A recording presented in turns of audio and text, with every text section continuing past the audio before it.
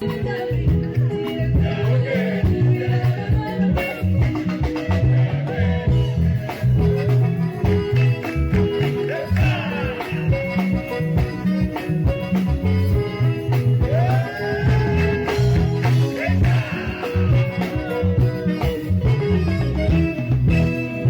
frères et sœurs en Christ, chers collègues serviteurs de Dieu, que la grâce et la paix vous soient données de la part de notre Père et du Seigneur Jésus-Christ. Je rends infiniment grâce au Seigneur notre divin Père qui, dans son amour et sa miséricorde, nous a donné l'occasion de célébrer la fête de Noël 2025 et m'a permis d'expérimenter les œuvres de votre foi, les effets de votre charité et la fermeté de votre espérance au cours de cette première année de ma charge comme premier berger de l'Église évangélique du Congo. Pour ce qui est de l'année 2026, je vous exhorte à maintenir votre espérance et vos cœurs purifiés d'une mauvaise conscience afin de ne pas vous laisser vaincre par le mal.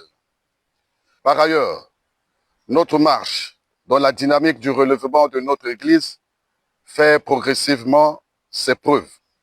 Ainsi, nous appelons une fois de plus tous les fils et toutes les filles de l'Église évangélique du Congo qui sont au pays et à l'étranger à s'unir et à se mobiliser davantage pour ce but commun. Frères et sœurs en Christ, chers collègues serviteurs, le synode a placé l'année liturgique 2026 sous le thème « Rendez à chacun ce qui lui est dû ». Par ce thème, il vient de consacrer pour tout membre de l'Église évangélique du Congo l'année 2026 à un engagement de bon sens, au sens de responsabilité et du devoir, à l'équité, à l'honnêteté, à l'affirmation de notre identité protestante, à la loyauté citoyenne et à la reconquête de notre identité d'enfant de lumière, Bana Bakedika. Que les principes susmentionnés et annoncés soient notre vade-mecum. Pour terminer, je vous souhaite une bonne fête de la Nativité et vous présente mes vœux de réussite, de bonheur et de longévité.